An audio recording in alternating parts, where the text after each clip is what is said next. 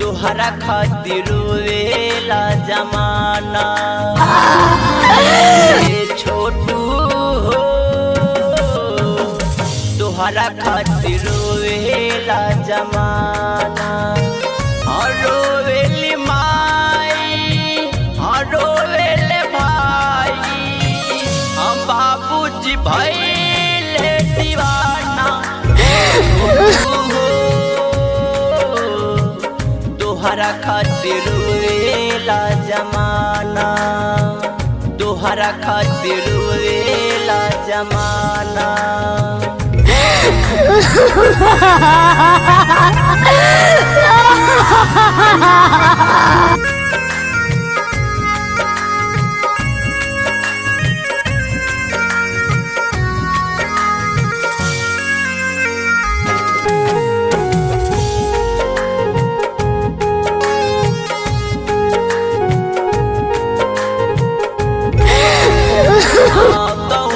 जवार रोवे घर परिवार रोवे।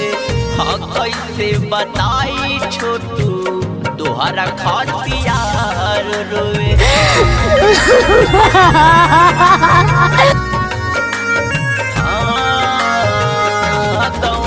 जवार रोवे घर परिवार रोवे।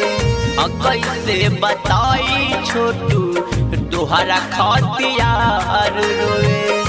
गम के सहलो न जाई तड़पेला हमारो पराना।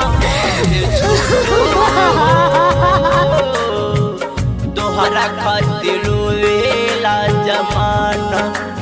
छोटू तोहरा खातिर रोवेला जमाना।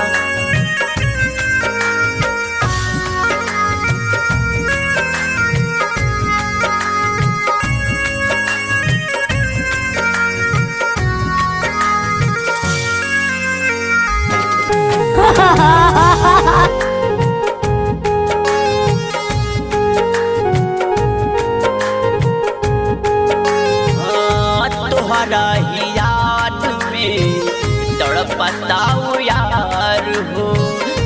कैसे बताई छोटू कैसन कैला प्यार हो।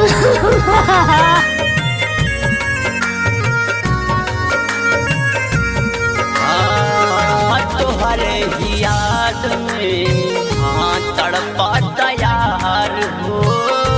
कैसे बताई छोटू कैसन बा प्यार हो। सब सरगम के कैला रवाई गावेले वो तराना। छोटू तोहरा खातिर रोवेला जमाना। तोहरा खातिर रोवेला जमाना।